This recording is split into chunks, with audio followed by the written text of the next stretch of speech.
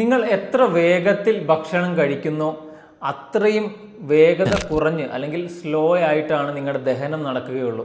ഇത് പലർക്കും മനസ്സിലാകാത്തത് കൊണ്ടാണോ എന്നറിയില്ല. പലപ്പോഴും നമ്മൾ ഭക്ഷണം കഴിക്കുന്നത് വളരെ ധൃതി പിടിച്ചാണ്. നമ്മൾക്കൊന്ന് ഇരുന്ന് കൃത്യമായിട്ടൊന്ന് സമാധാനത്തോടെ ചവച്ചരച്ച് കഴിക്കാൻ പലർക്കും സമയമില്ല. പക്ഷേ ഇതുകൊണ്ട് ഇങ്ങനെയുള്ള സ്വഭാവങ്ങളൊക്കെ കൊണ്ട് കാലങ്ങളായിട്ട് നീണ്ടു നിൽക്കുമ്പോൾ ഉണ്ടാകുന്ന അസിഡിറ്റി ദഹന പ്രശ്നങ്ങളൊക്കെ ട്രീറ്റ്മെൻറ്റ് എടുക്കാൻ വേണ്ടി ഒരു ഡോക്ടറിനെ കാണാനോ അല്ലെങ്കിൽ ഒരു സ്ലോട്ട് ബുക്ക് ചെയ്യാനോ അല്ലെങ്കിൽ സ്കാനിങ്ങിന് വേണ്ടി വെയിറ്റ് ചെയ്യാനൊക്കെ മണിക്കൂറുകളോളം ആൾക്കാർ തയ്യാറാണ്. ഇങ്ങനെയുള്ള ബുദ്ധിമുട്ടുകൾ ഉള്ളവർക്ക് ഇത് പൂർണ്ണമായിട്ട് മാറാൻ നമ്മളെ സഹായിക്കുന്ന ഒരു കാര്യമാണ് സമയം എടുത്ത് ഭക്ഷണം കഴിക്കുക. കൃത്യമായിട്ട് ചവച്ചരച്ച് ഉമിനീരുമായിട്ട് ഭക്ഷണം മിക്സ് ചെയ്യുന്ന രീതിയിൽ നല്ല രീതിയിൽ ഭക്ഷണം കഴിച്ചാൽ തന്നെ നിങ്ങളുടെ പകുതി ദഹനം അങ്ങനെ തന്നെ നടക്കും. കാരണം പലപ്പോഴും പലരും വിചാരിച്ചിരിക്കും നമ്മുടെ വയറിൽ ഭക്ഷണം എത്തുമ്പോഴാണ് ദഹനം തുടങ്ങുന്നതെന്ന്. ഒരിക്കലുമല്ല. നമ്മുടെ ഭക്ഷണം നമ്മൾ ചവച്ചരച്ച് ഉമിനീരുമായിട്ട് മിക്സ് ചെയ്യുമ്പോൾ തന്നെ ദഹനം തുടങ്ങുകയാണ്. നമ്മുടെ ഉമിനീരിലൊക്കെ ദഹന രസങ്ങളുണ്ട്. പ്രത്യേകിച്ച് കാർബോഹൈഡ്രേറ്റിനൊക്കെ ഡൈജസ്റ്റ് ചെയ്യാൻ, അന്നജത്തെയൊക്കെ ഡൈജസ്റ്റ് ചെയ്യാനുള്ള എൻസൈംസ് നമ്മുടെ സലൈവ അഥവാ ഉമിനീര് തന്നെയുണ്ട്. അതുകൊണ്ട് തന്നെ കൃത്യമായി ഭക്ഷണം ചവച്ചരച്ച് കഴിക്കുക എന്ന് പറഞ്ഞാൽ ഒരു ഉരുള ചോറാണെങ്കിൽ ഒരു 20 തൊട്ട് 30 തവണയെങ്കിലും മിനിമം ചവച്ചരച്ച്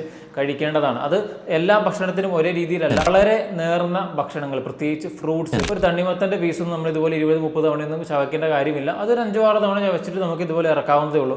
പക്ഷേ കട്ടിയുള്ള ആഹാരങ്ങൾ അത് കഴിക്കുമ്പോൾ കൃത്യമായി ചവച്ചരച്ച് കഴിക്കുക. അത് നിങ്ങളുടെ വയറ് നിങ്ങളോട് വളരെ നന്ദിയുള്ളതായിരിക്കും. ഇങ്ങനെയുള്ള കാര്യം നിങ്ങൾ ചെയ്യുകയാണെങ്കിൽ ദഹന പ്രശ്നങ്ങൾ വേഗം മാറാനും ദഹന പ്രശ്നങ്ങൾ വരാതിരിക്കാനും ഇത് നിങ്ങളെ സഹായിക്കും.